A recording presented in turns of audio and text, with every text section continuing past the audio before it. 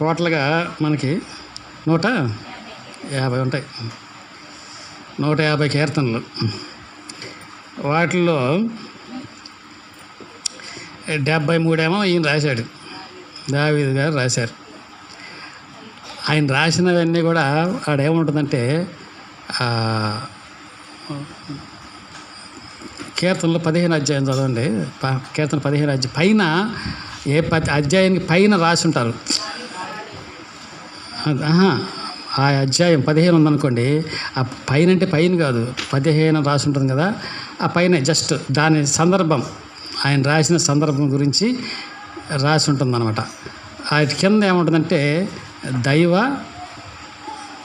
ధ్యానములు అని ఉంటుంది. చూసారా అక్కడ 15 అధ్యాయంలో కానీ, అంటే అన్నిటిలో ఉంటుంది. దీన్ని ఎందుకు చూపిస్తున్నానంటే అన్నీ కూడా అలాంటివే.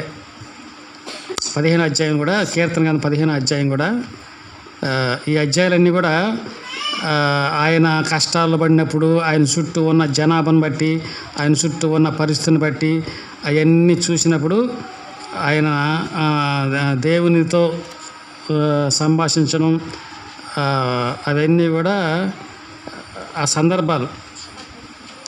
15 అధ్యాయం కీర్తన గ్రంథం 15 అధ్యాయంలో 15 అధ్యాయమా చెప్తానండి.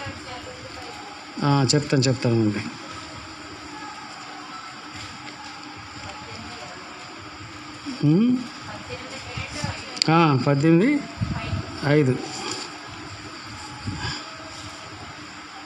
చూసారా, అతని శత్రువులు అందరి చేతిలో నుండి, పౌలు చేతిలో నుండి యెహోవా అతన్ని తప్పించిన దినమున నీతి వాక్యం చెప్పి యెహోవాను స్తుతించి అతడు ఇట్లనెను. అంటే ఇది ఇలాంటివి చాలా ఉన్నాయి. ఇలా ప్రతి దానికి ఆ సందర్భం ఉంటుంది. సరే, మనం ఇప్పుడు చదువుకున్న వాక్య భాగంలో ఉన్నది ఏంటంటే అలాంటి పరిస్థితులే ఉన్నాయి, నా చుట్టూ కూడా అలాంటి పరిస్థితులే ఉన్నాయి. కానీ అక్కడ ఒక మాట మీద ధ్యానం అన్నమాట. ఇదంతా కూడా ఒకే ఒక మాట మీద. ఏ మాట అంటే 5వ అధ్యాయము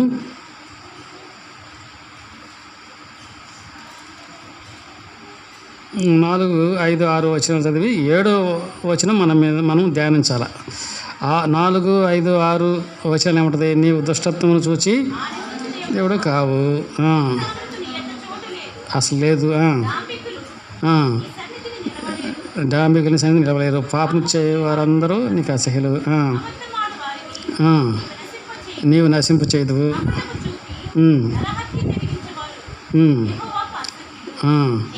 నేనైతే నీ కృపాదేశం బట్టి నీ మందిరంలో ప్రవేశిస్తాను, నేను ఉంటాను. సరే, ఇంకన్నీ ఉంటాయి. అలాగా ప్రతి దాంట్లో కొన్ని సందర్భాల్లో ప్రతిదీ ఇలాగా. అంటే నా చుట్టూ వాళ్ళు ఇలా ఉన్నారు మనుషులు. నేనైతే అనే పదము ఉంటుందన్నమాట. కాబట్టి దావీదు కీర్తనలు చాలామంది రాశారు. మనకి 73 ఆయన రాశారు. ఆసా రాజు 12 రాశాడు. ఆయన 73 దావీదు రాశాడు. దీంట్లో మనకు 150, ఇంకా ఎక్కువ 150లో కొన్ని చెప్తున్నాను. అంటే కొన్నిటికి అసలు ఏమి ఉండవు, పేర్లు ఉండవు, అలా మామూలుగా రాసేస్తుంటారు. కాబట్టి 73 దావీదు రాస్తే మనకి 12 ఆసా రాశారు. 11 వచ్చేమో కోరహు కుమారులు రాశారు. కోరహు అసలు ఆయన మంచోడేం కాదు, కానీ కుమారులు మంచోళ్ళు, అందుకని కోరహు కుమారులు పెట్టేశారు. అది వాళ్ళు 11 రాశారు. సొలొమోను 2 రాశాడు. దాంట్లో కీర్తనలో సొలొమోను 2 రాశారు. 2 ఉంటాయి దాంట్లో. మిగతాది సామెతల గ్రంథము, ప్రసంగ గ్రంథము ఆయన రాసిందే, సొలొమోను రాసిందే. మోషే 1 రాస్తాడు, ఏతాను 1 రాస్తాడు. ఇలాగ భక్తులు రాసినటువంటి సంఘటనలు అన్నమాట ఇవన్నీ కూడా. కాబట్టి అంటే మన చుట్టూ రకరకాల పరిస్థితులు. కాబట్టి ఇవన్నీ చూసినప్పుడు మనము మందిరంలోకి ఎందుకు వచ్చామంటే ఈ సంఘటనలన్నింటినీ అవి మనకు పెట్టాడు. మెయిన్ ఏంటంటే మనం మందిరంలోకి వచ్చినప్పుడు ఇవి వినేటప్పుడు దేవుడు ఏమన్నాడు? అని ఉంటుంది. కానీ దేవుని వాక్యంలో ఏముంటుందంటే, ఎవడు దీనుడై నా మాట విని వణుకుచును, అది చేయాలన్నమాట. ఈ మాటలన్నీ ధ్యానించేటప్పుడు అంటే అక్కడున్న సిచ్యువేషన్స్, వాళ్ళు లోకమంతా ఇలాగుంటే నేనైతే అనేది మెయిన్ మనకి, అది చాలా ప్రాముఖ్యమైనది. కాబట్టి ఇవి ఇంతమంది రాసినప్పుడు దేవుని సన్నిధిలోకి వచ్చిన తర్వాత దేవుని మాట వినేటప్పుడు దేవుడిని మనం ఏం చేయాలంటే, దేవుని మాటను ఎవడైతే నా మాట విని వణుకుచుండనో వాడిని నేను దృష్టిస్తుంటే, మనమందరం కూడా దేవుని దృష్టికి మంచిగా మారాలంటే ఇది నేర్చుకోవాలి కంపల్సరీ. దేవుని మాటలు వినడానికి మనము, ఎందుకంటే దేవుని మాటలు ఎప్పుడు కూడా మన ఆలోచనకి వ్యతిరేకంగా ఉంటాయి. ఎందుకంటే దేవుని వాక్యం చెప్పింది కదా, ఏమని, మీ తలంపులు వంటి కావు, మీవన్నీ కీడు చేసేవి, భవిష్యత్తుని నాశనం చేసేవి, కానీ నా తలంపులు అవి చాలా ఉన్నతమైనవి, చాలా ఉన్నతమైనవి అని ఉంటుంది. అంటే ఉన్నతమైనవి అంటే దేవుడు కూడా ఉన్నతమైన వాడు, ఆయన ఆలోచనలు చాలా ఉన్నతమైనవి, ఆయన తలంపులు ఉన్న ఉద్దేశాలు కూడా ఉన్నతమైనవి. అవన్నీ మన జీవితంలో జరగాలంటే మనం ఈ భూ సంబంధమైన మనుషులు కాబట్టి మనలో జరగాలంటే అడ్డులు చాలా ఉన్నాయి. మన మనసంతా, బాడీ అంతా ఇవి ఉంటాయి, అవే కీర్తనలంతా ఉండేదంతా అవే. అవి చూసినప్పుడు, ఆ సందర్భాలు చూసినప్పుడు దుష్టుడా సూర్యుడా ఇవన్నీ ఉంటాయి, రకరకాలుగా ఉంటాయి. ఈ పదాలన్నీ చూసినప్పుడు అంటే లోకమంతా అవి ఉన్నప్పుడు, లోకమంతా ఇలా ఉన్నప్పుడు నేను దేవుని బట్టి నేనైతే ఇలాగా ఉన్నాను, నేనైతే ఎప్పుడు వస్తుంది అసలు పదం, దాని అర్థం ఏంటి అసలు? నేనైతే అనే పదము జనరల్గా నేనంటే చేస్తారు. ఏలా ఒక తాగుబోతుడు వచ్చి రోజు కొడుతున్నాడు అనుకోండి భార్యని, ఆమె కొట్టించుకుంటుంది, ఏడుస్తూ ఉంటుంది. పక్కింటి వాళ్ళు అదంటే, ఏమ్మా వదిలమ్మా ఏది రాత్రి అంతా ఏడుస్తున్నావు, ఏంటి కథ అని అంటే, వాడు కొట్టాడమ్మా, ఇటు చేసాడమ్మా అంటారు అనుకో. అప్పుడు పక్కింటి ఏమంటుంది, అది ఆ పదం అందుకు ఉపయోగిస్తారు. నువ్వు కాకపోతే అట్టున్నావు, నేనైతే నా తాడో పేడో తీసేదు, ఆయన ఉండాలో నేను ఉండాలో, అది అందుకనే పదం అంటే అంటే అంటే ఎవడో అంటే నువ్వు చేయలేంది నేను చేస్తాను అంటే వాటికి కాదులేండి. ఇది దైవ సంబంధంగా వాళ్ళు చేయలేరు. వాళ్ళు నేనైతే నా దేవుని మందిరంలో ఒలీవ మొక్క వలె ఉన్నాను, నేనైతే నా మందిరంలో నేను ఎలాగ ఉన్నాను, నేనైతే ఆ స్థితిలో నా దేవుణ్ణి నేను ఉన్నాను, ఇలా స్తుతిస్తున్నాను. కాబట్టి ఇలాగా జనరల్గా మనము ఆయన గురించి ఈ రీతిగా చెప్పుకుంటాం, ఈ రీతిగా మనం చేస్తాం, అది కంపల్సరీ అది.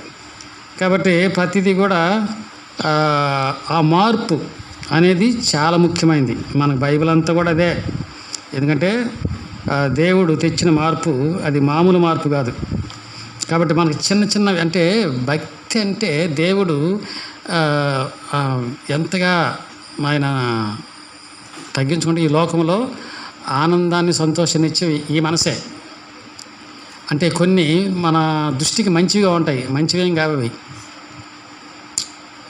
అంటే మన తలంపులకి మంచిగా ఉంటాయి, అవి కావు. అందుకని దేవుని వాక్యాన్ని ఎక్కువగా ధ్యానించాలి. ఎక్కువగా నేను యాకోబుని ప్రేమించాను, యేసేవును ద్వేషించాను అని ఈ పదాలు లోకానికి ఎలాగ ఉంటాయంటే అర్థం కావయి.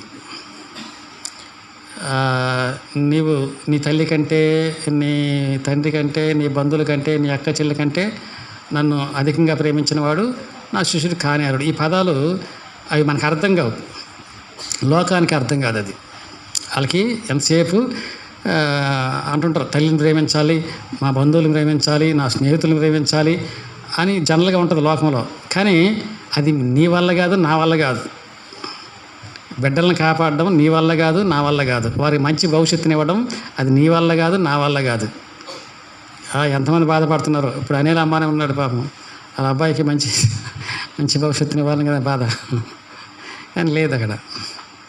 అలా చాలామంది ఉన్నారు, కంటికి కనబడిన వాళ్ళు ఉన్నారు. అంటే వారికి మంచి భవిష్యత్తు ఇవ్వాలి, వారిని ఇలా చూసుకోవాలని, అది మన తలంపుల వరకే. కానీ దాంట్లో పాపం ఉంది దేవుని వాక్య ప్రకారంగా కూడా. ఎందుకంటే దేవుని ఇష్టం వేరు. నీ వల్ల కాదు దేవుడా, అది నేను చేయగలను, వారికి నేను చేయగలను, వారికి మంచి భవిష్యత్తుని ఇవ్వగలను, వారికి సహాయం చేయగలను అనుకోవడం పాపం. ఎందుకంటే దేవుడు నువ్వు చేతగాని వాడివి, అది నీవు చేత కాదయ్యా, నువ్వు ఇవ్వలేవు వాళ్ళకి అని మనం ఏం చేస్తున్నామంటే మనం పూసుకుంటున్నామని అర్థం. అంటే ఏంటి, నీ వల్ల కాదు, అది నేనే చేయాలి అన్నట్టుగా అది చేయడం వల్ల అది దేవుని చిత్తానికి వ్యతిరేకం కాబట్టి నష్టపోతాం, చివరి లాస్ట్లో పాడైపోతాం.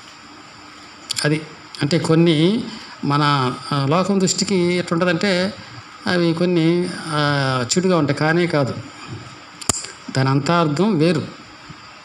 అందువల్లనే ఇవన్నీ పదాలు, దేవుని వాక్యంలో ఉన్న కొన్ని పదాలు మనకు అర్థం కావు. కొంతమందికి కూడా ఇంకా అర్థం కాదు. ఇంకా అర్థం కాక 20 సంవత్సరాలు 30 సంవత్సరాలు చర్చికి వస్తున్నా కూడా వాళ్ళు దేవుడు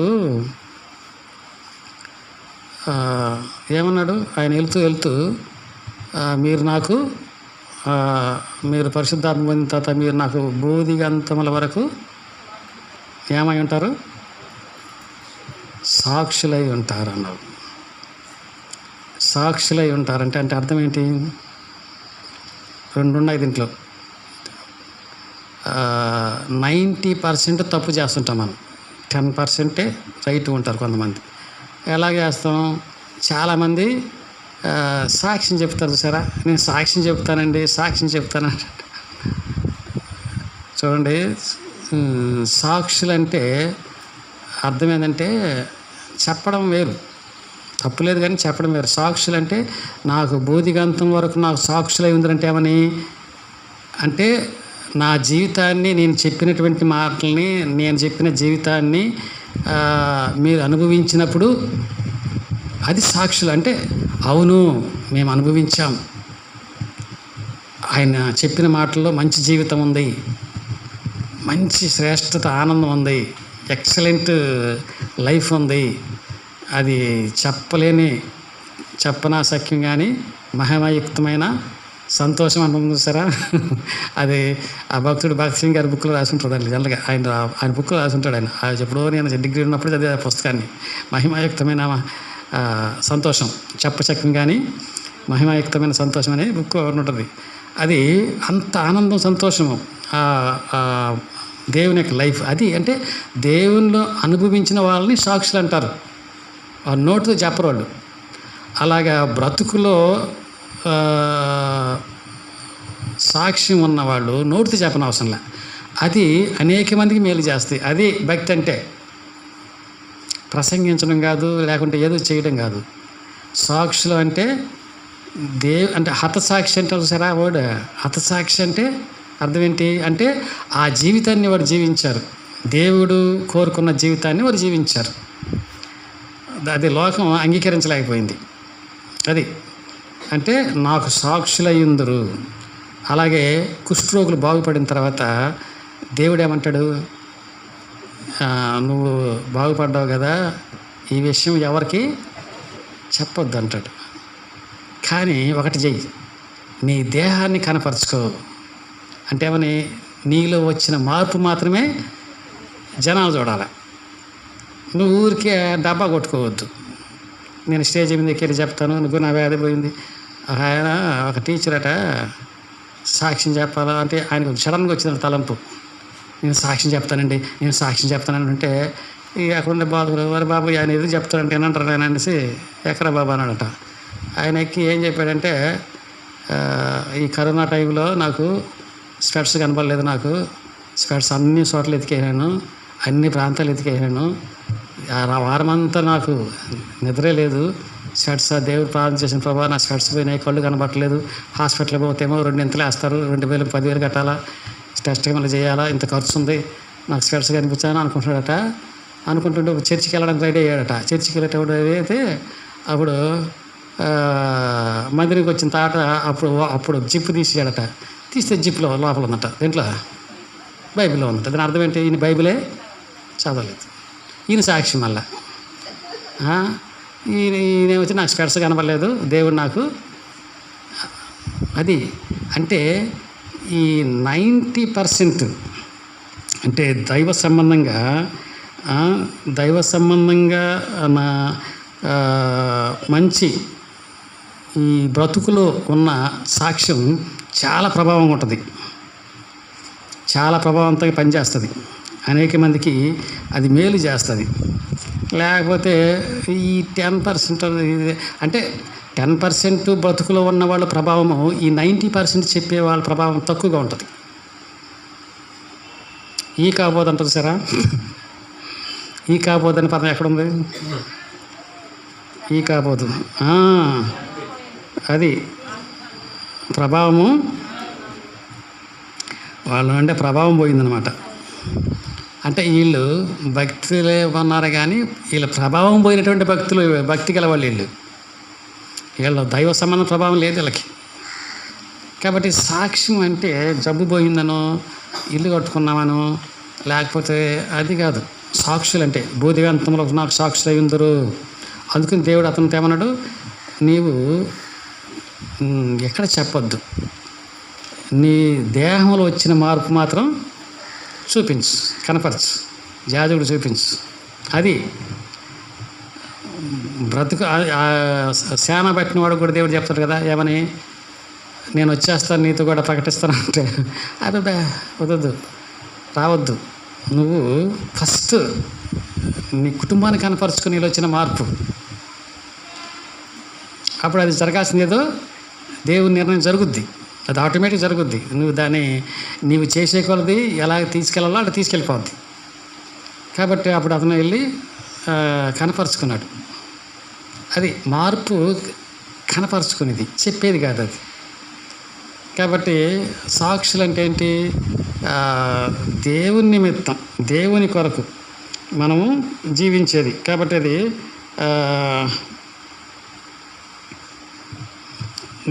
ఇచ్చిన మార్పు ఎలాంటిదంటే, చూడండి అపోస్తుల కార్యములు 1వ అధ్యాయంలో ఇక్కడ ఏముంటుంది,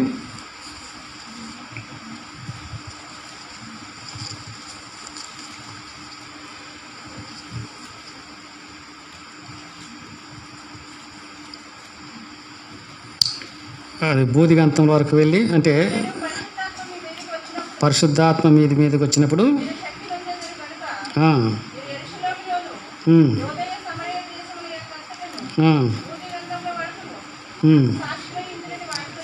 అది నాకు. అలాగే ప్రకటన గ్రంథం 1వ అధ్యాయం 9వ వచనంలో కూడా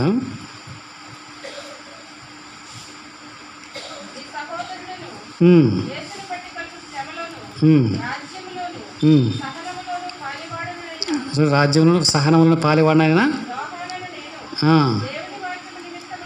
దేవుని వాక్యం నిమిత్తమును. అది చూసారా, ఆయన అక్కడే చెప్పలేదు నేను ఇలాగానే. దేవుని సాక్ష్యం అంటే ఏంటి? దేవుని వాక్యం అంటే బ్రతకాలి. కాబట్టి అది చాలా చాలా ప్రాముఖ్యమైనది. అది సాక్షిగా బ్రతకడం అంటే 90% దేవుని వాక్యాన్ని నెరవేర్చినట్టు. అంటే దాని ప్రభావం ఎక్కువగా ఉంటుంది. సాక్షిగా బ్రతకడం అంటే 90% దేవుని పనిని నెరవేర్చడంతో సమానం. సాక్ష్యం చెప్పడం అంటే అది 10%. కానీ బ్రతుకులో సాక్ష్యం విపరీతమైన ఫలితం, అద్భుతమైన ఫలితం. అది అనేక మంది పనిచేస్తుంది. అందుకనే కదా నేను నేను కొన్ని ప్రాంతాలకు వెళ్ళినప్పుడు, సంఘాలకు వెళ్ళినప్పుడు, అక్కడున్న మనుషుని చూసినప్పుడు వాళ్ళ అంటే ఎందుకంటే పునాదులు, భక్తి, అధ్యయనత్వం కనబడదు. అది వచ్చిన సమస్య. అంటే దేవుడు ఫస్ట్ స్టార్టింగ్ అదే కదా, ఏది ఆత్మ విషయమై ఎందుకంటే దేవుడు ఆ పని చేసేసాడు. అంటే ఆ దేవుని సాక్షి అంటే ఏమని, మనం దేవునికి మనం అప్పగించేసుకోవడం. ఇక జీవించేవాడను అది అది ఎక్కలేని ఎక్సలెంట్ సంతోషం అది ఈ లోకంలో. చెప్తాను కదా, కొన్ని ప్రాంతాలకు వెళ్తున్నప్పుడు, నేను బస్సులో వెళ్తున్నప్పుడు నడుచుకుంటూ పాటలు పాడుకుంటూ పోతుంటారు. వాళ్ళు హ్యాపీగా వెళ్తుంటారు. ఎవరు? సేవకులు, పిల్లలు, యవనస్తులు తగిలించుకొని, బైబిల్ తగిలించుకొని, వాళ్ళకి ఎక్కలేని ఆనందం దేవుని నిమిత్తం వెళ్తున్నారంటే. ఇక వాళ్ళకి సౌకర్యాలు ఇలాంటివి ఏమీ ఇంకా కనబడవు. ఇంకా అంత హ్యాపీగా వెళ్తుంటారు, నడుచుకుంటూ వెళ్తుంటారు వాళ్ళు పాటలు పాడుకుంటూ. అంటే దేవుని నిమిత్తం, దేవుని కొరకు జీవించే వాళ్ళు ఎలా ఉంటారంటే అంత హ్యాపీగా ఉంటారు వాళ్ళు, అంత సంతోషంగా ఉంటారు. అంటే బ్రతుకు అలాంటిది. కాబట్టి బ్రతుకు దేవుని నిమిత్తం, దేవుని కొరకు జీవించేవాళ్ళు, అది ముఖ్యం. అంటే ఆ పునాదులు జనరల్గా ఉండడం. అంటే మనకి దేవుని వాక్యం విడగొట్టేసింది మనల్ని. కీర్తన గ్రంథం అంతా అదే. అంటే శరీరంలో ఒకరు ఉంటారు, ఆత్మలో ఒకరు ఉంటారు. అంటే ఆత్మ సంబంధమైన మనుషులు ఉంటారంట, శరీరంలో ఉంటారు. అంటే వీళ్ళు ఎప్పుడు కూడా అదే అబ్రహాం విషయంలో దేవుడు చెప్తాడు కదా, పౌలు గారు చెప్తారు కదా, దాసి కుమారుని ఎల్లగొట్టు అంటాడు. అంటే ఏంటి, వారు జన్మ, ఆ భక్తి శరీర సంబంధమైంది, వాగ్దాన సంబంధమైంది కాదు. కాబట్టి వాగ్దాన పుత్రుడు వేరు, కాబట్టి దాని ప్రభావం వేరు, శరీర సంబంధమైన భక్తి ప్రభావం వేరు. కాబట్టి విడగొట్టేశాడు దేవుడు. విడగొట్టి శరీర సంబంధమైన శరీరులు వీళ్ళలో 10% ఆత్మ సంబంధమైనటువంటి భక్తి ఉంటుంది. ఆత్మానుసారుల్లో అంటే 90% ఏం చెప్తుందంటే ఈ 10% భౌతిక సంబంధమైనటువంటి జ్ఞానం కలిగి ఉంటారు వాళ్ళు. అంటే మన బాడీలు కూడా 2 ఉంటాయి. ఈ శరీరం ఎప్పుడు కూడా ఆత్మ మీద దాడి చేస్తుంటుంది. అదే చెప్తుంది నేను, అది ఆ పొరపాటు. అంటే భక్తిలో కొంతమంది పర్వాలేదులే, ఇదేం కాదు, తప్పు లేదు అని ఉంటారు జనాలు. కొన్ని అంటే ఈ సామాజిక న్యాయం బట్టి కొన్ని ఇష్యూస్లో, అంటే ఇంటికి బంధువులు వచ్చారు ఆదివారంన, లేదంటే అందరూ షికారుకి వెళ్దాము, లేదంటే కాడికని వెళ్దాం అన్నారనుకోండి. అప్పుడు ఏం జరుగుద్ది, జనరల్గా ఆదివారం మందిరంకి వెళ్ళాలా, వాళ్ళందరూ బంధువులు వచ్చారు. ఇప్పుడు ఏం జరగాలి, ఇప్పుడు మనం మందిరంలో మంచి భక్తి పనులు ఉన్నారు ఆ ఇంట్లో. అప్పుడు ఏమనాలంటే అక్కడ నేనైతే అని రాదు, అక్కడ నేనైతే ఉండదు. ఏముంటుందంటే అప్పుడు ఎందుకమ్మా రాలేదు మందిరానికి ఇవ్వాలంటే, మా ఇంటికి బంధువులు వచ్చినారండి, వాళ్ళంతా బీచ్కి వెళ్తా అన్నారు. అప్పుడు అంటున్నాం ఏమని, వాళ్ళందరూ ఆ మాట అనేసరికి అప్పుడు నేను కూడా వాళ్ళతో పాటు బీచ్కి వెళ్ళానండి, అక్కడ నేనైతే మాత్రం ఉపయోగించలేదు అని వస్తుంది అన్నమాట సిచ్యువేషన్స్. అది అంటే అక్కడ ఏం చేయాలి, వెళ్దాం, మరుసటి రోజు వెళ్దాం, ఏ రోజు బీచ్కి వెళ్ళాలి, తప్పులేదు. నేను ఇలాగ ఉండుకోమని కాదు, ప్రకృతి అనేది దేవుడు ఇచ్చింది, ఎంజాయ్ చేయాలా, మళ్ళీ మంచి మంచి స్థలాలు చూడాలా, దర్శించాలా.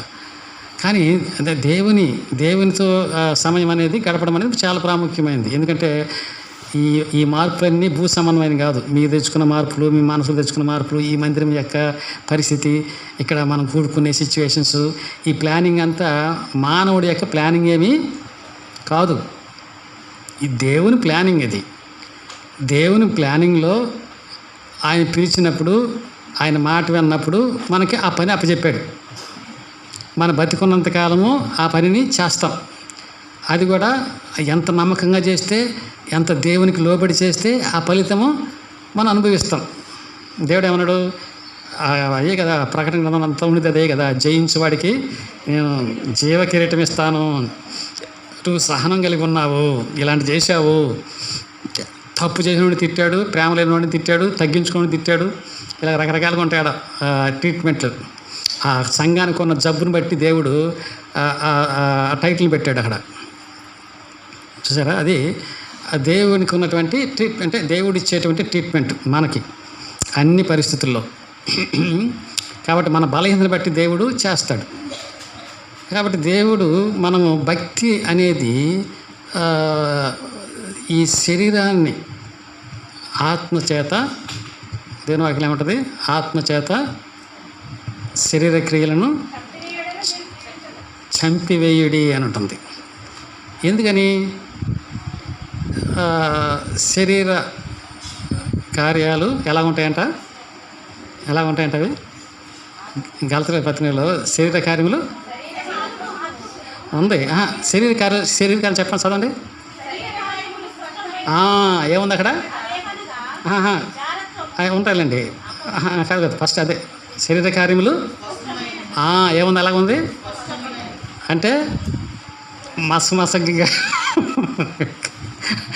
అంటే కొన్ని మసమసగా కంటికి ఇది మసంగా ఉంది బాబు అంటే కంటి సబ్బని తెలియదు, అది దాని ఆ వస్తువు మసకం తెలియదు మనకి.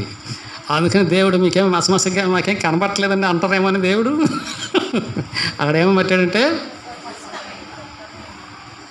చాలా క్లియర్గా ఉన్నాయి నాయన, ఏమి ముసుగేసుకోలేదు. కాబట్టి అవి తెలుసు మీకు, అవి మంచివి అనుకుంటున్నారు, కానీ కావు. శరీర కార్యములు స్పష్టంగా ఉన్నాయి, అవి మసకలేదు. కాబట్టి దాని విషయం జాగ్రత్తగా ఉన్నాయని అర్థం. కానీ అవి చూడరు మన వాళ్ళు. ఆత్మ ఫలాలు ఉన్నాయి, ఎంత క్లియర్గా ఉన్నాయో అది. కాబట్టి దేవుని వాక్యము మనకు నచ్చినట్టుగా దాన్ని ప్రేమించకూడదు. మనకు నచ్చినట్టు కాదు. దేవుని వాక్యమే కీర్తన గ్రంథం అంతా కూడా అంత అద్భుతమైన గ్రంథం అది. చుట్టూ దావీదు ఎదుర్కొన్నటువంటివి ఇలా ఉన్నాయి. కానీ నేను మాత్రం అలాగా లేను, నేను అలాగ లేను. నా పరిస్థితి వేరు, నా జీవితం వేరు, నా యొక్క విధానం వేరు. కాబట్టి నోరు తెరిచి సాక్ష్యం చెప్పే దానికంటే నోరు మూసుకొని సాక్షిగా బ్రతకడం చాలా శ్రేష్టమైంది. దాని ప్రభావం ఎక్కువగా ఉంటుంది చెప్పేవారి కంటే కూడా. చెప్పేవారు ఉండదు ఒక్కోసారి. ఊరికే నేను సాక్ష్యం చెప్తాను, అది చేస్తాను, చూసారా, ఊరికే చెప్తుంటారు. నేను అందుకని చెప్తుంటాను, ఎక్కువ మంది నరకాన్ని పోయేవాళ్ళు ఎవరంటే బోధకులే. చక్కగా కూర్చునేవాళ్ళు, వాక్యాన్ని మనస్ఫూర్తిగా నేర్చుకునేవాళ్ళు. కాబట్టి నేర్చుకుని మనం ఇక్కడ ఎందుకు వస్తున్నాము? నేర్చుకున్న తర్వాత ఏం చేస్తాం? కూర్చుకున్న తర్వాత ఏం చేస్తామంటే మార్చుకుంటాం. ఏది? అది మెయిన్.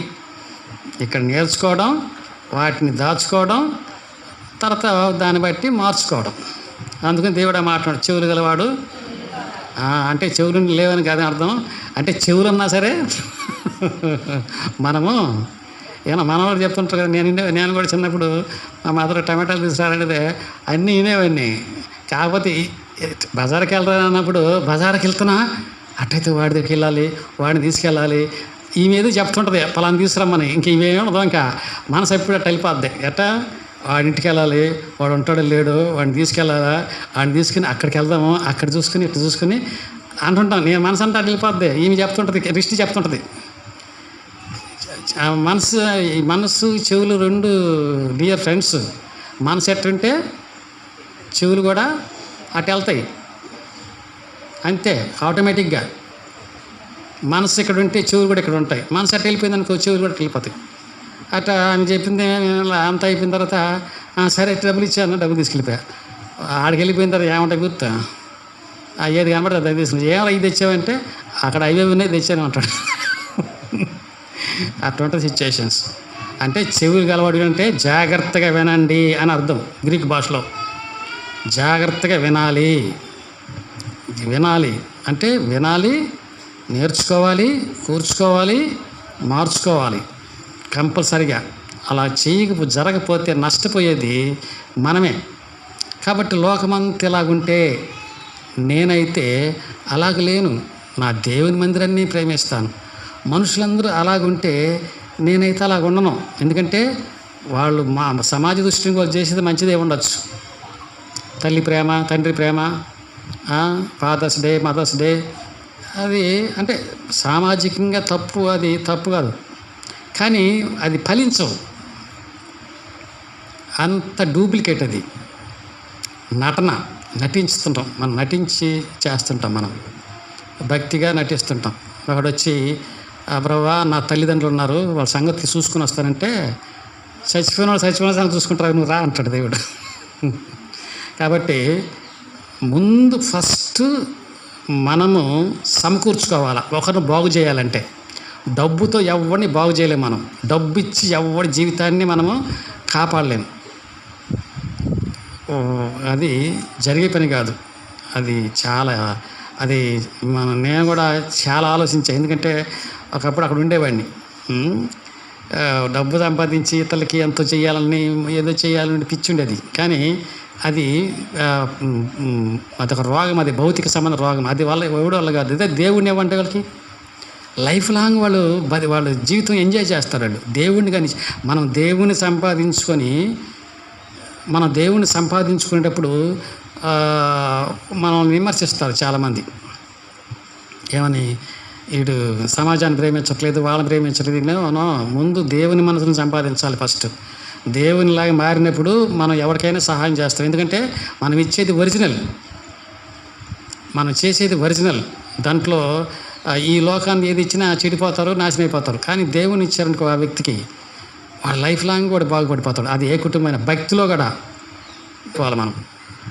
ఇక జీవించేవాడు నేను కాదు అంటే, అలాంటప్పుడు ఏమవుతుందంటే అక్కడ నాకు అనేది ఉండదు. మందిరంలో కూడా నేను అనే పదమే కనపడదు. ఇక ఏమవుతుంటే వాళ్ళ ప్రభావం ఉంటుంది. ఆ ప్రభావం ఏం చేస్తుంటే వాళ్ళని జనాల్లో ఆ ప్రభావము వాళ్ళని జార్జి మూలలాగా వాడుకుంటుంది. జార్జి మూల కూడా అంతే కదా.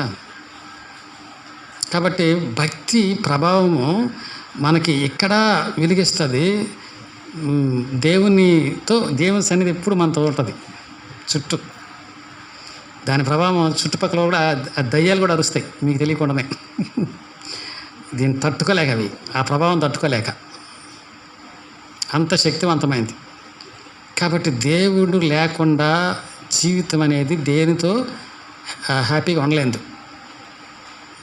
చాలా ప్రాముఖ్యం. అందుకనే నేనైతే అని ఆ భక్తుడు చాలా చక్కగా చెప్పాడు. నేనైతే ఇలాగుంటాను, నేను ఇలా అయితే ఇలాగుంటాను అని చాలా చక్కగా చెప్పుకుని పోయాడు అతను. చాలా మామూలుడు కాదు ఆయన.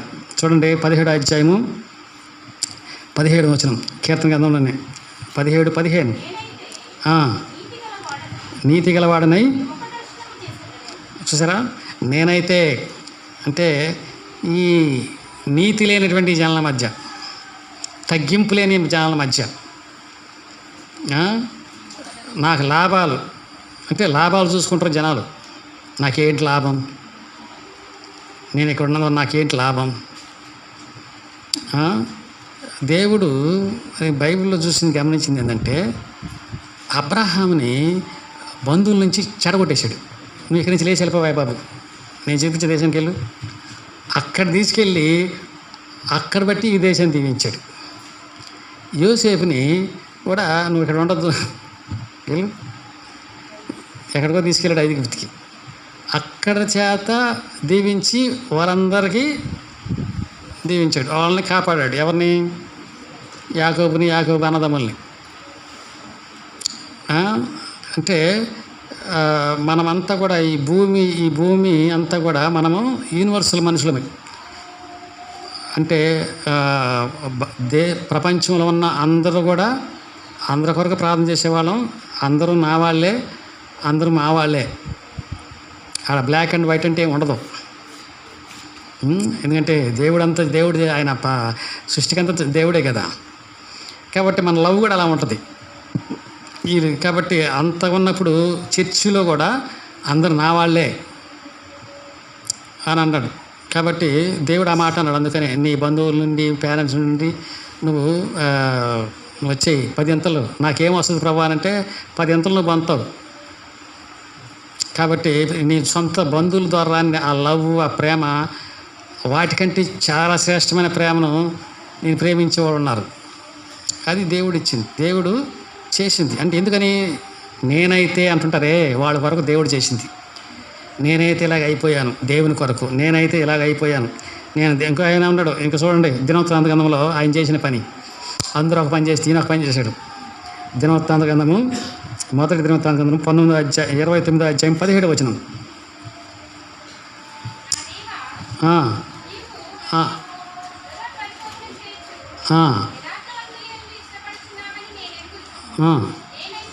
నేనైతే యథార్థ హృదయం గలవాడనై ఇవన్నీ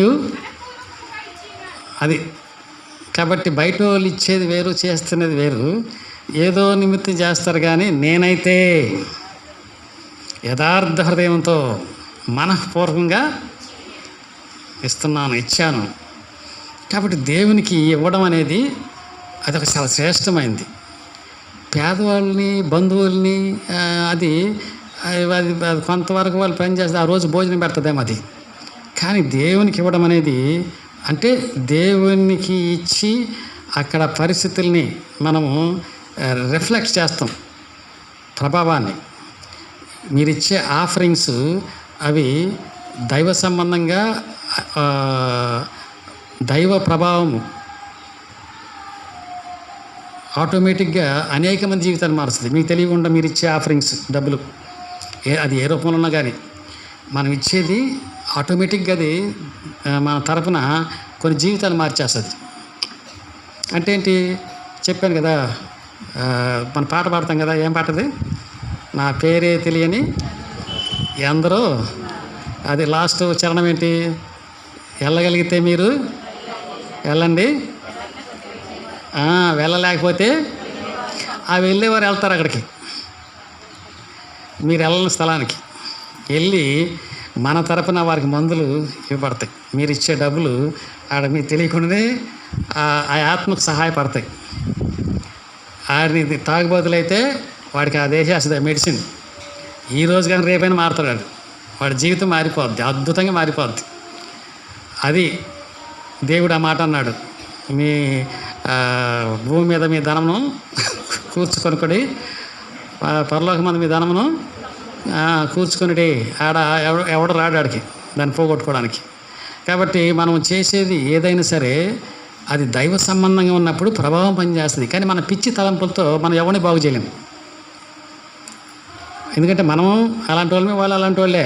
మనం బలవంతులంగా శక్తిమంత, వాళ్ళు బలహీనం గారు, వాళ్ళు బలహీనలు, మనం కూడా బలహీనమే. 2 రోజులు మనం బలం, 3 రోజులు తగ్గిపోద్ది, అంతే, మనం కూడా పోతాం. కాబట్టి దేవుని ప్రభావంతో మాత్రమే మనుషుల్ని బాగు చేయగలం. కాబట్టి దేవుని నేనైతే వీళ్ళందరూ కూడా ఆ విధంగా చేసిన వాళ్ళు, వీళ్ళంతా ఆ విధంగా చేసిన వాళ్ళు, ఆ విధంగా బతికిన వాళ్ళు. లోకంలో వాళ్ళు ఈ భూమి మీద ఉన్నంత కాలం అంత శక్తివంతంగా జీవించినటువంటి వారు. కాబట్టి చివరిగా మనం ఈ పదం చూద్దాం. రోమపత్రిక 15వ అధ్యాయం 20వ వచనం. రోమపత్రిక 15వ అధ్యాయం 20వ వచనంలో, నేనైతే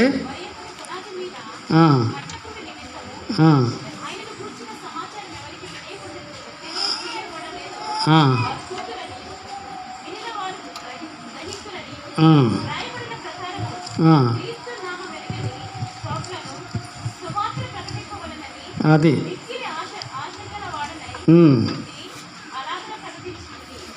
అది ఆయన సపరేట్. అంటే క్రీస్తు నిమిత్తం అక్కడ ఉన్నవన్నీ కూడా పక్కన పెట్టాడు ఆయన. అంటే దేవుని నిమిత్తం ప్రకటించడానికి ఆ రీతిగా ఆయన చేసేసుకున్నాడు. అక్కడ కూడా ఉంటుంది ఫిలిప్పీ పత్రికలో, ఆయన క్రీస్తు నిమిత్తం ఏవైతే లాభకరంగా ఉన్నాయో అవన్నీ నష్టంగా ఎంచుకున్నాను నేను. కాబట్టి మన మనసు ఈ లోకపు మనసు మంది, ఇక్కడ ఉన్న న్యాయమైంది. దేవుని మనసు వేరు, దేవుని యొక్క మనసు వేరంటే ఆయనకి తెలుసు. అందువల్ల దేవుని వాక్యం ఎప్పుడు కూడా మన తలంపులకి వ్యతిరేకంగా ఉంటుంది, అది మన ఆలోచనలకు వ్యతిరేకంగా ఉంటుంది, మన న్యాయాలకు వ్యతిరేకంగా ఉంటుంది అది. కాబట్టి అది ఎవరికైనా దేవుడు విశ్వాసం ఇస్తాడు. వాళ్ళని ఒక్కోసారి ఏమి లేకుండా చేస్తాడు వాళ్ళకి. ఎందుకని? వారికి అన్ని విధములుగా యోబుకు నేర్పించినట్టు నేర్పించాల్సి వస్తుంది. భక్తిలో కొంతమంది పాస్టర్స్ కూడా దేవుడు ఆ రీతిగా చేస్తాడు. ఎందుకని? వారికి నేర్చుకోవాల్సింది చాలా ఉంటాయి. మనం అంతా నేర్చుకోవాల్సిన వాళ్ళమే. కాబట్టి నేర్చుకోవాల్సింది నేర్పిస్తున్నప్పుడు వాళ్ళకి అది మనకు కూడా తెలియదు. ఒక్కొక్కసారి తెలియకపోతే మనం వెళ్ళిపోయి ఫిజికల్గా వెళ్ళిపోయి మనం ఏమీ చేయలేము. అది దేవుడు చేస్తున్న పనిలో మనం జోక్యం చేసుకోకూడదు. తర్వాత దేవుడు వారిని యోగులాగా దీవిస్తాడు, ఆశీర్వదిస్తాడు. కంపల్సరీ అది ఒక భక్తి మార్గంలో ఉన్న వారికి. కాబట్టి మనము నేను చెప్తాను చూసారా, ఒక కుటుంబం అప్పుడు ఆ పాస్టర్ గారు వాళ్ళు వచ్చినప్పుడు వాళ్ళ దగ్గర ఏమీ లేదు, కానీ వాళ్ళ బంధువులు ఉన్నారు, వాళ్ళ స్నేహితులు అందరూ ఉన్నారు. ఆ రోజు పిల్లవాడికి జ్వరం వచ్చేసింది, ఫుల్ ఫీవర్, ఇంట్లో రైస్ లేదు, అట్లున్న సిచ్యుయేషన్. అప్పుడు ఆ పాస్టమ్ గారు ఏం చేయాలంటే ఏం చేయాలో అర్థం కాక ఆ చిన్న గుడిసెది మందిరం బాగానే ఉంటుంది, ఇలాగ రేకులేసి వాళ్ళు చిన్న అది ఒక గుడిసె టైప్లో ఉంటుంది, ఆకులు తాటాకులేసి కూర్చొని ప్రార్థన చేసుకుని రైస్ పాపం రైస్లో రాళ్ళు ఎదుర్కొంటూ కూర్చున్నాను. నేను పాస్టర్ గారు వేరే గ్రామానికి వెళ్ళాం, దేవుని వాక్యం చెప్పడానికి వెళ్ళాం. ఆమె చేసి కూర్చోంది, పిల్లవాడికి బాగులేదు. అప్పుడు ప్రార్థన చేసుకుంటే, ఎందుకంటే విశ్వాసం అనేది దాంట్లో కూడా ఆనందం ఉంటుంది, ఎక్కడ లేని ఆనందం ఉంటుంది. ఏమి లేకపోయినా కూడా దేవుడు ఏదో చేస్తాడు మాకు అనే ఒక రకమైన హ్యాపీ. ఆ టైంలో ఏమైందంటే కాయకి వచ్చి ఒక పొట్లం వేసింది పైనుంచి, అది దొల్లుకుంటూ వచ్చే పొట్లం వచ్చి ఈమె బియ్యం ఏరుతున్న ఆ చాట్లో పడింది. ఏంటో పొట్ట దారం కట్టుంది దానికి నీట్గా తిప్పితే కదా, అప్పుడు దాంట్లో 500 నోట్లు ఉన్నాయి. దాంట్లో మనిషి వచ్చి చేస్తే దారిలో కనబడితే ఇది ఎవరు పడిపోయిందయ్యా అని చెప్పి ఇస్తాం, ఎవరికైనా ఇచ్చేస్తాం. కాకి వచ్చేసింది అనుకో, ఏం చేయాలి దాన్ని? ఇప్పుడు పోలీసునికి ఇస్తామా? అది జరిగే పని కాదు. అందుకని అంటే లేని పోషింది ఎవరు అంటే దాని గుణం కాదు, అది ఇచ్చే గుణం కాదు, తినే గుణం, అది మోసగించే గుణం. కాబట్టి దేవుడు ఏం చేస్తాడో తెలియదు, చాలా అద్భుతంగా ఉంటుంది ఇలాంటి విషయాలు. అంటే దేవుని చేత నడిపించే వారి జీవితాల్లో. అందువల్ల ఆయన్ని యోసేపుకి ఏమీ లేదు, ఎక్కడో కామెంట్ చేయలే, తిట్టలేదు, కొట్టలేదు, నమ్మకత్వం. జైల్లో ఉన్నా సరే జైలు గోడలు నీట్గా తుడిచాడట, వేరే గ్రంథంలో ఉంటుంది అది. ఆ జైల్లో ఉన్నా సరే నీట్గా ఆ గోడలో కమ్మిలు తుడిచేసేవాడట, గ్రౌండ్ని కూడా నీట్గా తుడిచేసేవాడట. అది వేరే, ఇదంతా మన కొంత గ్రంథం మనకు ఉండేది, కొన్ని విషయాలు లేవు దీంట్లో. అలాగే రక్షింపబడిన వాళ్ళు జనాభా గురించి, అలాగే మన బైబిల్లో స్వర్ణ దేవాలయం కాడ అది కూడా హతసాక్షితనం, కుంటివాడు ఉంటాడు కదా, లేదు, కానీ వేరే గ్రంథంలో ఉంటుంది ఈ విషయాలన్నీ కూడా. కాబట్టి అక్కడ ఇలాంటివి వాళ్ళు నీట్గా తుడిచేదట, క్లీన్ చేసి పెట్టేవాడట యోసేపు ఆ స్థలాన్ని, ఆ ప్రాంతాన్ని. మనం మన ఇంటినే శుభ్రంగా ఉంచుకోం. జైల్లో ఎవరైనా మిమ్మల్ని పెట్టారు జైల్లో, నా పెయింట్ తీసి చేసేస్తాను, బాగలేదు, ఇది నీట్గా చేస్తాం, వీళ్ళందరూ బాధపడుతూ ఉంటారా? మనం ఎందుకంటే మనకెందుకు వచ్చిన కదా దరిద్రం అనుకుంటాం.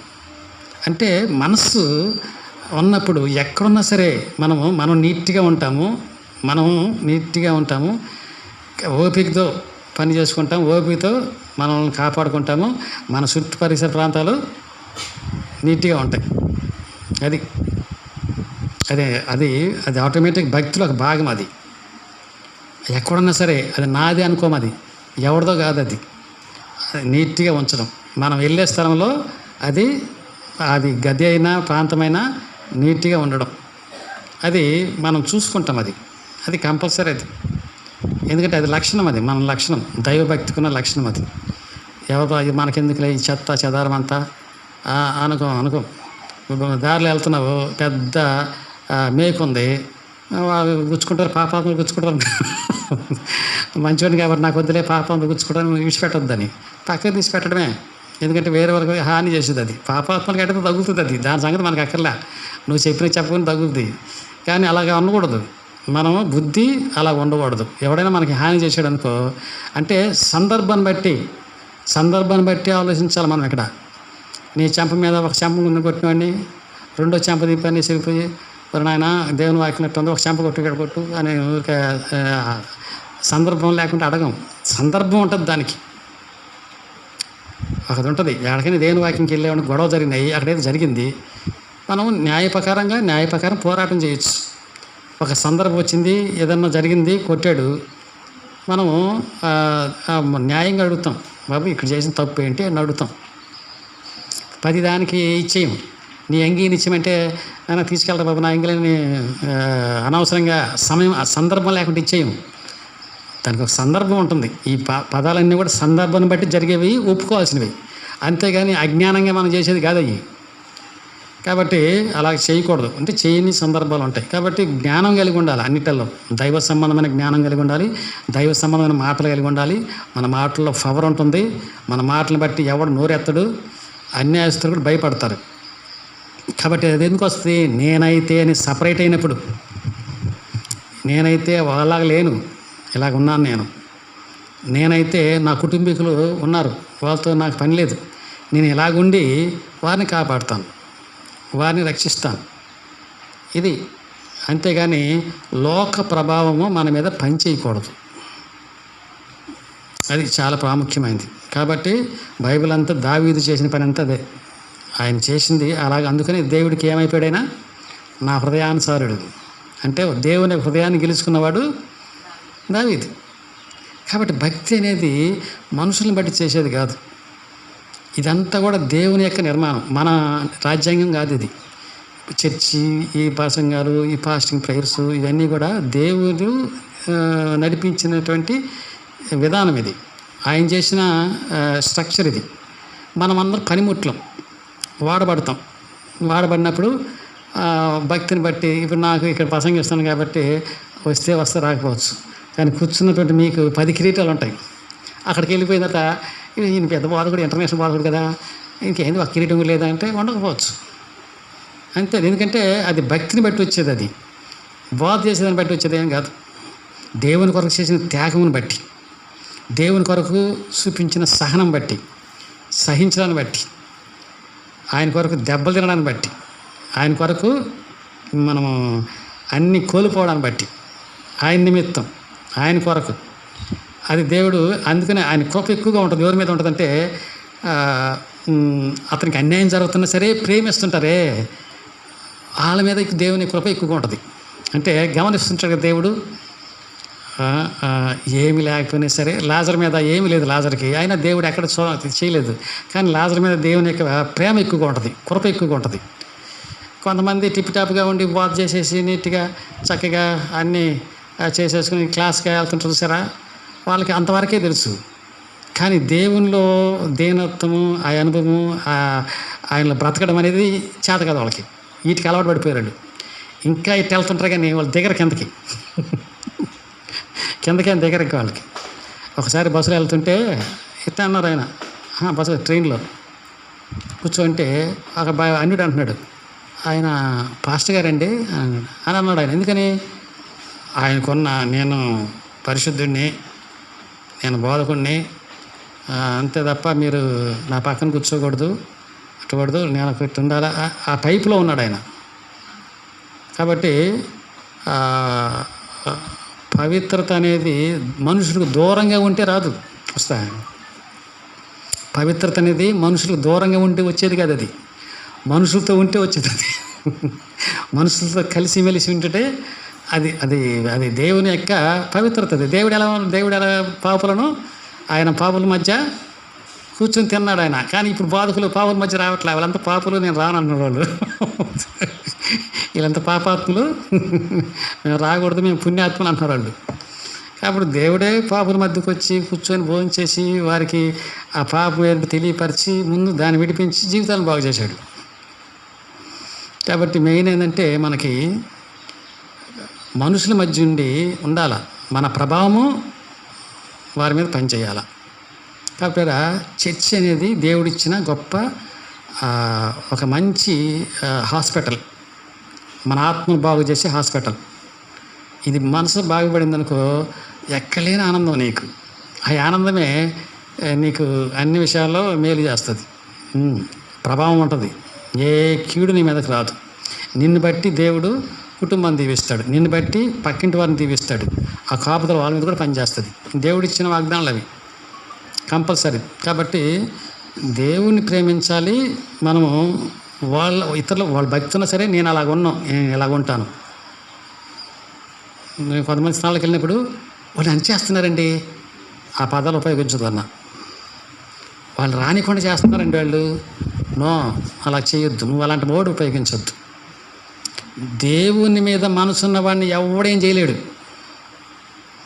దేవుణ్ణి నమ్ముకొని దేవునికి సరెండర్ అయిన వాడిని ఎవడు ఏం చేయలేడు. వాడిని ఎట్ట లేపుతాడంటే, వాడంటేనే ప్రజలు భయపడి చేస్తారు. ఎందుకంటే దేవుడు అంత ఉంటే దేవుడు ఏమన్నాడు? యెహోషువతో ఏమంటాడు? నువ్వు ఇలాగ చేస్తే ఎవడనో నీ ఎదుట నిలువనేరడు అన్నాడు. అంటే అది మనసుతో పని లేదు మనకి, దేవునితో పని. అయితే శక్తినిచ్చేవాడు, అటు చేసేవాడు, సమస్తం మార్చేవాడు ఆయన. అంతేగాని అయితేనా తల తీసేద్దును, నేనైతేనా అది మన ఆ పదాలు వద్దు మనకి. ఇక అప్పుడు నేనైతే ఇలానే ఉంటాను.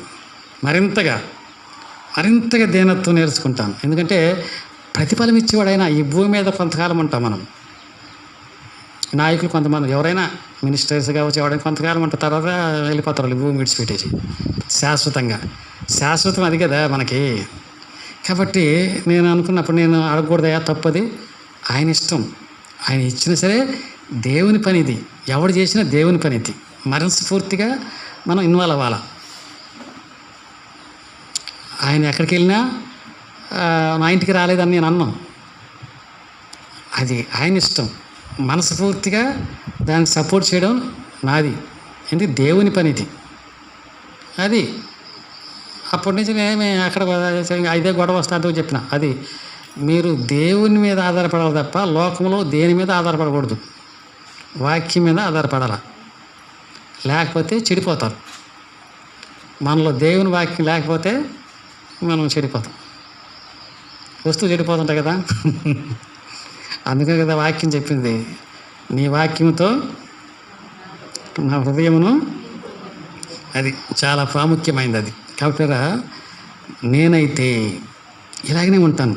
నేనైతే అంతా, ఎందుకంటే దేవుడు ఇచ్చేది అది, మనం మనుషులు ఇచ్చేది కాదు. కాబట్టి సేవ అంటే సేవకులు అంటే కాదు, ఇక్కడ వాళ్ళ పని వాళ్ళది. సేవకుడు అంటే ప్రతి దేవుని పని చేసే ప్రతివాడు సేవకుడే. కాకపోతే లీడర్స్ ఎందుకంటారంటే లీడ్ చేసేవాళ్ళు ఉన్నారు కాబట్టి. ఇప్పుడు మన సంస్థ ఉంది, మన ఫెలోషిప్ సంస్థ. ఇదంతా కూడా ఎవరి పేరు ఉండదు, ఆస్తులు ఎవరి పేరు ఉండవు, పేరును ఉండదు అది. కాబట్టి ఎవరి పేరు ఉండదు. కాబట్టి లీడింగ్ చేసేవాడు ఎవడో ఉండాలి. కాబట్టి అసలు మా ఆఫీస్ ఉంది, ఇక్కడ పాన్ కార్డు ఉంటుంది. మీకు పాన్ కార్డులు ఉంటాయి కదా, పాన్ కార్డు ఉంటుందా? ఉద్యోగం చేసే వాళ్ళకి అందరికీ పాన్ కార్డ్స్ ఉంటాయి.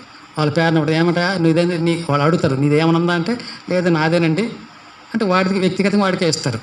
అది ఇప్పుడు మా ఆఫీస్ ఉంది, ఆఫీస్ ఉందంటే మా ఆఫీస్ పేరున ఒక పాన్ కార్డు ఉంటుంది. కాకపోతే అక్కడ నా పేరు ఎందుకు ఉంటుంది, నా ఫోటో ఎందుకు ఉంటుంది, అక్కడ ఉన్నంతకాలం నాయకుడు ఎవడు నీటి చేసి ఉండాలి. నేను వెళ్ళిపోయాను అనుకో, ఆడు ఎవడో ఒకడు వస్తాడు. కానీ సంస్థ పేరు ఉంటుంది. అంటే అది అక్కడ ఆస్తులు, అక్కడ ఉన్న డబ్బు అంతా జస్ట్ డ్రాకి పంపించడానికి మాత్రమే ఒకడు ఉంటాడు అంతే. అక్కడ నామకే వాస్తే అదంతా కూడా పేరును దాని మీద ఉంటుంది. దాన్ని ఎవడు డ్రా చేయలేడు. పాయింట్ అయితే తప్ప గవర్నమెంట్ తరఫున. కాబట్టి అక్కడ పాన్ కార్డు ఉంటుంది ఆఫీస్ తరఫున. అది జనరల్గా కూర్చోవడంతో మా పేరు వెళ్ళిపోద్ది, బ్యాంకుకి వెళ్ళిపోతాయి, మా స్పెసిఫిక్ సిగ్నేచర్స్ అంతా వెళ్ళిపోతాయి. అక్కడ ఉన్నంతకాలం పంపిస్తాం, డబ్బుని డ్రా చేసుకుంటాం, లేదా పని చేసుకుంటుంటాం. పాన్ కార్డే చూసారా అది. కాబట్టి ఆస్తి అంతా ఎవరిది మీద ఉండదు. కాబట్టి ఒక లీడర్ అంటే నడిపించేవాడు ఉంటారు అంతే. వాళ్ళు దేవుని చేత వాడబడేవారు. కాబట్టి ప్రతిఫలము కిరీటలాగా ఉంటాం. కాబట్టి భక్తి అనేది ఎవరిని బేస్ చేసుకొని మనం చేయకూడదు. దేవుని చేస్తే అది ఆనందం, అది దేవునితో ఆనందం, అది దేవునితో నమ్మకమే చేసేది. తగ్గింపు అనేది, తగ్గించుకోవడం అనేది, తిట్టుతున్నా సరే సైలెంట్గా ఉండడం అనేది, ఓహో నేను దేవుని కొరకు చేస్తున్నాను అని మనం గౌరవించాలి. వ్యతిరేకంగా ఉన్న పరిస్థితులకి కూడా మన సమాధానం ఎలా ఉండాలంటే సమాధానకరంగా ఉండాలి, పగ తీర్చుకునే రీతిగా ఉండకూడదు. అది భక్తి అంటే. అంతే తప్ప భక్తి అనేది మన కోరికలు తీర్చేది కాదు. భక్తి బలహీనతల మీద జయమునిచ్చేది భక్తి. మనల్ని పాడు చేసే బలహీనత మీద కోపము, పగ, నా ఆలోచనల్ని లెక్క చేయట్లేదు, నా సలహాలు తీసుకోవట్లేదు అనేది తప్పు. అది మనం చేసేది న్యాయమే కాదనేది ఇది ప్రమాణం. దీన్ని చూసుకోవాలి. అలా చేయకపోతే ఇంక మన పని అయిపోయినట్టే, ఈ లోకంలో ఫెయిల్ అయిపోతాం జీవితం. కాబట్టి వాక్యం బాగా చదవాలి. తగ్గింపు, ప్రతి విషయంలో తగ్గింపు, ఆనందంగా దేవుని కొరకు ఉండాలి. తగ్గింపు ఉంటే ఎక్సలెంట్గా ఉంటుంది మీ లైఫ్ అన్నిటిల్లో. అది వాళ్ళని దేవుడు సాక్షులు అన్నారు. చెప్పేవాళ్ళని కాదు, సాక్షులు. వాళ్ళు దేవునిలో బ్రతికే వాళ్ళు సాక్షులు. వాళ్ళ ప్రభావం ఎలా ఉంటుందంటే అగ్నిగుండమే వాళ్ళది, అలాగుంటుంది వాళ్ళ ప్రభావము.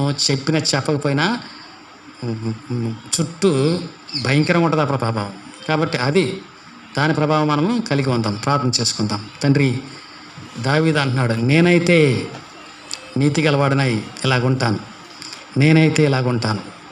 కాబట్టి మాకు ఈ భూమి మీద మరింత మనుషుల లోకం వాళ్ళకంటే నేను ఎలాగ ఉండాలి, దేవుని కొరకు నేను ఎలా అయిపోతాను, దేవుని కొరకు ఇలాగ బతుకుతాను నేను.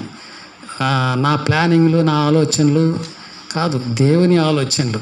తండ్రి, అలాగా ప్రార్థన చేసుకుంటూ తండ్రి దీవించే రీతిగా చేయండి నాయన. ఎందుకంటే మీ తలంపులు మా తలంపులు వేరు.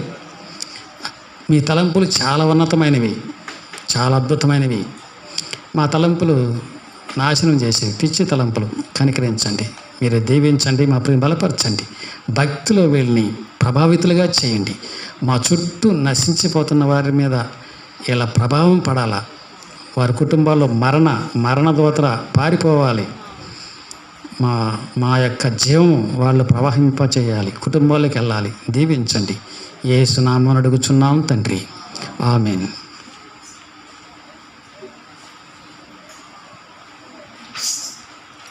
ప్రియులారా, మనందరం లేచి నిలబడి 172వ పాట పాడుచుండగా కానుకలు సమర్పించుకుందాం.